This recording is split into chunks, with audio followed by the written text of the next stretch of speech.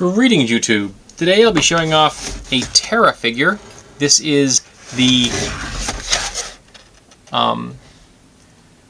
Antuu the Hydra. Antuu the Hydra.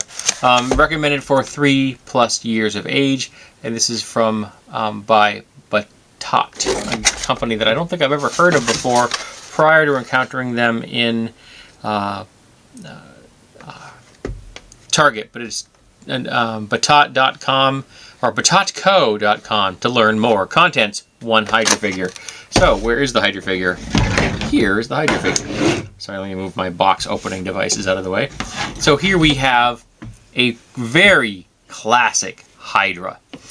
This is a 5-headed Hydra, and there were 3 of these figures left at the time when I purchased this. I got it on sale for $7, and all of them had these jaws are put in separately, and this was the figure that had the best selection of jaws that were actually in line with their heads, and this one still isn't 100% on that one, but it's not too far off. It's only off by a little bit. Nothing that a little orthodontic surgery wouldn't fit.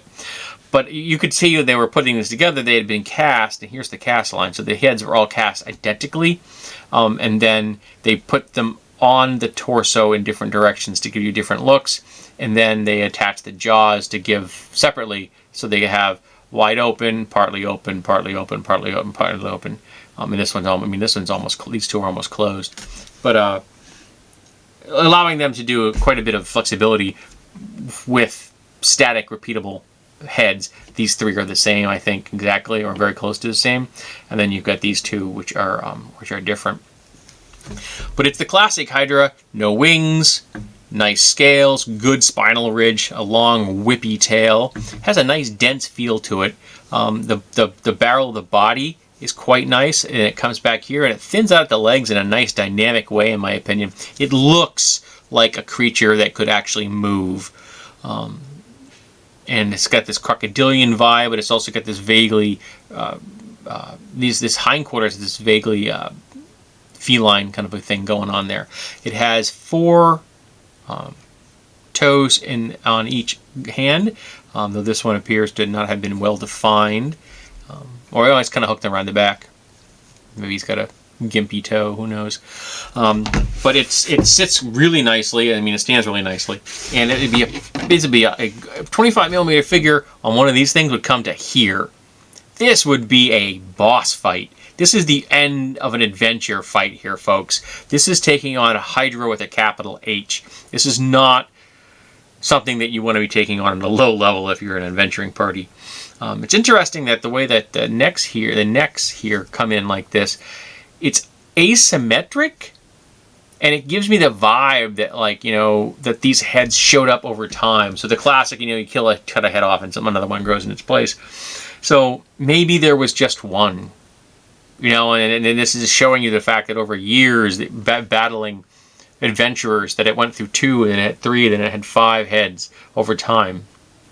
And the fact that there's almost like unplanned mutation kind of a vibe going on there, like the heads didn't grow in properly because this thing is a warped mutation, whether it be mystical or truly genetic.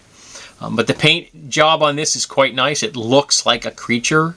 You know what I mean? The different colorations. Somebody actually paid attention to what crocodiles look like and stuff like that. So I was quite impressed by that.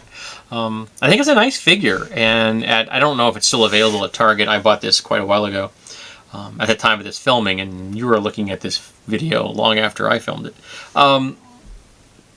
But yeah, it's a nice figure, and it would work really well, and it fits in well with some of the other fantasy figures I've got through Safari and Schleich and things like that. I think they all fit in the same genre quite nicely. So if this is still available to you, or you can find it at the batotco.com page, this may be something you'd be interested in. Like I said, I got it for sale, but it may be worth more to someone who really would like a nice Hydra figure. And to my mind, this is definitely a nice Hydra figure.